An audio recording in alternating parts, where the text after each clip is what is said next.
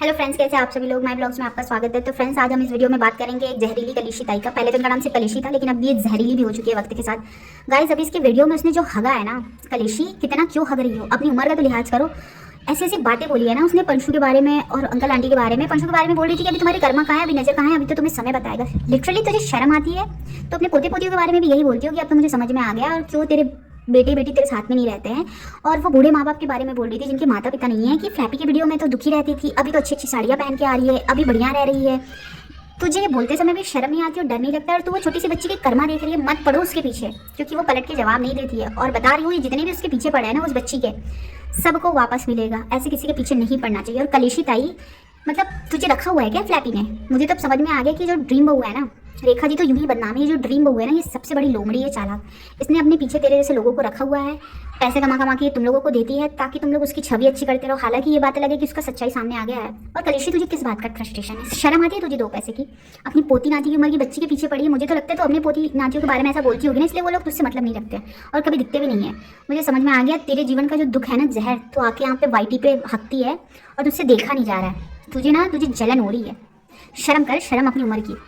और कल कुछ पैनल पे लोग आए थे जो रेखा जी को बड़ी बड़ी ज्ञान की बातें दे रहे थे। तो सबसे पहले तुम अपनी जो है ना ड्रीम बहू लोमड़ी, उसको जाके समझाओ कि जानबूझ के आज वीडियो में ऐसा थंबनेल लगाना, ऐसे टाइटल डालना कि सामने वाले को प्रोवोक्ट करो। फिर वो जवाब देती है रेखा जी, तो सबको बुरी लगती है। और मुझे तो इसमें रेखा जी के लिए सच में दया आती है। मुझे इसलिए दया आती है क्योंकि बेचारी वो तो हर जगह से गई, वो बुरी बन गई, उसने इसका साथ दिया, वो तब तक बहुत अच्छी थी। और ये कलेशी है ना, सारे फसाद की जड़ ये है। ये जाके उसके वीडियो के नीचे लिखती थी, फ्लैपी के वीडियो के नीचे, कि जाओ मनस्वी से मिलो, रेखा से बात करो, वो तुम्हारी हेल्प करेगी। अरे मुझे समझ में नहीं आता, चुड़ैलन कलेशी ताई इतनी बड़ी है, तुझे ऐसा बोलना तो नहीं चाहिए।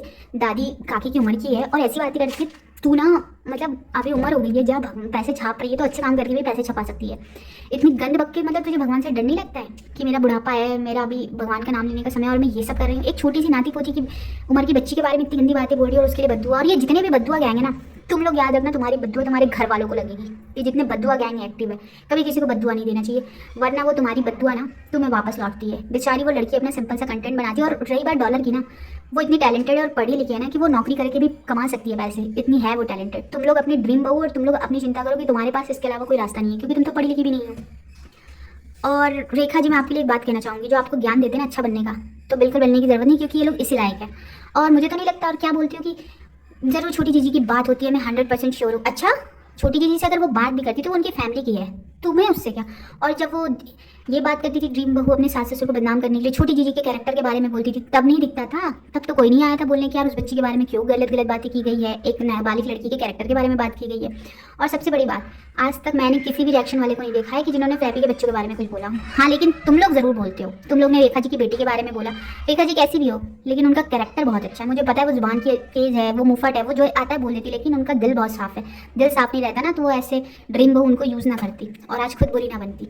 उन्होंने ड्रीम बहू की मदद की और जब तक मदद कर रही थी बहुत अच्छी थी, और जैसे मदद करना बंद कर दिया, उनके सामने सच आ गया, आज वो बुरी बन गई। तो कलेशी, मैं तुमको बोल रही हूँ, अपनी उम्र का लिहाज करो और एक छोटी बच्ची के बारे में इतनी गंदी बातें मत बोलो कि वो उल्टा तुम्हारे पास लगे। और क्या बोल रही थी अंकल आंटी को कि इसको तो कोई दुख नहीं है, पहले तो फ्लैपी के वीडियो में पुरानी साड़ी पहनती थी, अभी अच्छी साड़ी पहन रही है। और वो बच्ची के बारे में बोल रही, कर्मा अभी क्या होता है, नज़र नज़र तो लगेगी। नज़र क्या होता है? तुम कौन होती हो कर्मा का हिसाब करने वाली?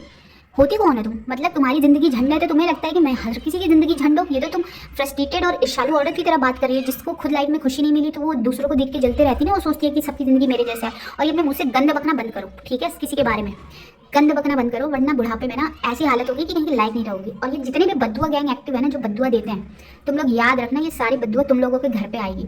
और जो भी जाके छोटी जिज्जी को उल्टा सीधा चीज़ा बोलता है, कुछ भी बोलता है, याद रखना तुम सब भरोगे। गाइस, फिर मिलते हैं अगले वीडियो में।